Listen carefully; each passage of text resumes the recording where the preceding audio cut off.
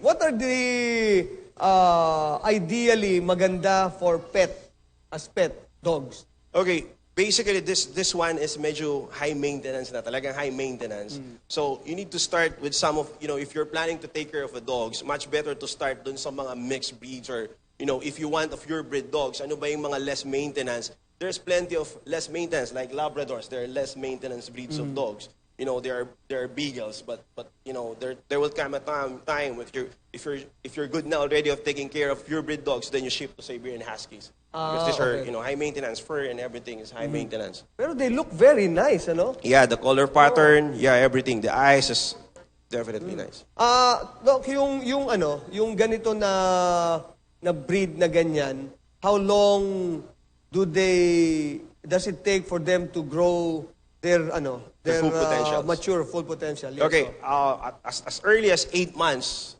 you will notice really what would become eventually. The shoulders, the stands. As early as 8 months, you will notice it. But they can live at least 13 to 15 years in our country. Mahaba-haba 13 rin, to 15 years, yes. Okay. So what about are they easy to train? The thing trainable ba sila at all or paano? Yeah, Siberians are a bit tough when it comes to training because, first and foremost, the owners must be an active one. The owners must be an outdoor one. Okay. And So dapat talagang on the go rin. Yeah, on the go. Yeah, because the problem is their eating habits. If they stay longer sa cage, they won't eat. Hindi sila kakain. And then papayat na sila. Okay. Just basically you need to have a constant exercise if you're planning to take care of a Siberian Husky. Okay, yung mga ganyan, is it okay if you feed them Filipino foods like sinigang or foreigner, di ba? O marunong bang kumain ng balot? Foreigner yan, di ba? O papakainin mo ng mga, Yeah, definitely, definitely hindi. Because one thing na maapektuhan sa kanila is yung balat nila. They are double-coated dogs. So, mabilis sila mangangati, mabilis magkakaroon ng paglalagas ng balahibo. So, basically talaga, the main ingredients of food should be lamb. And a combination of rice. That's a USA mixture of food. Kailangan talaga lamb? As much as possible, yes. Hindi pwedeng beef or mga... Some types are, showing good quality kapag naman mga beef byproducts. Okay. Doc Will Arcilla, and with the Siberian Huskies, and the good-looking gentleman here. Ayan nga tagahawak na...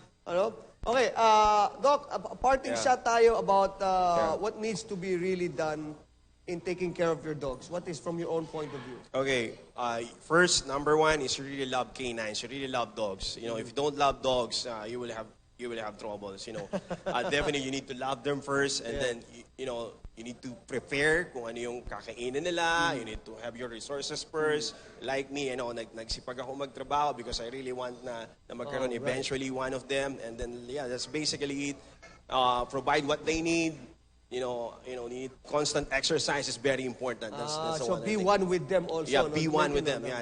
Well, good. But you can actually make money out of breeding dogs. Yeah. Actually, I was so surprised. First, I just started really like a hobby, and then I was so surprised. Some people started to call me from different places in the world. In the world, yeah. Recently, they just contacted me in Spain. A few months ago, I went to Vietnam to bring some dogs. Wow, galing, to meet some people. They hired interpreters, so they really love dogs, and that's almost every night.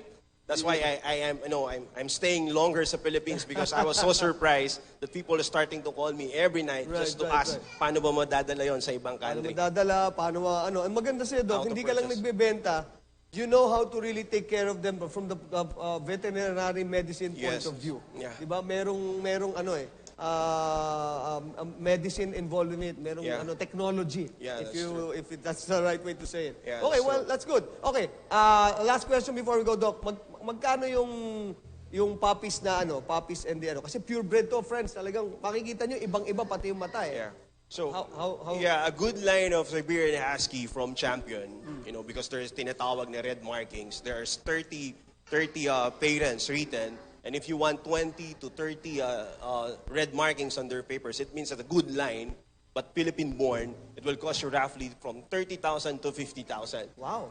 Okay. Per puppy. Per puppy, And a Siberian Husky can give birth to 5, even 10 puppies. So, yeah, you need to prepare that, Right. of amount. Well, that's good enough, huh? Well, Yeah, maganda na yun.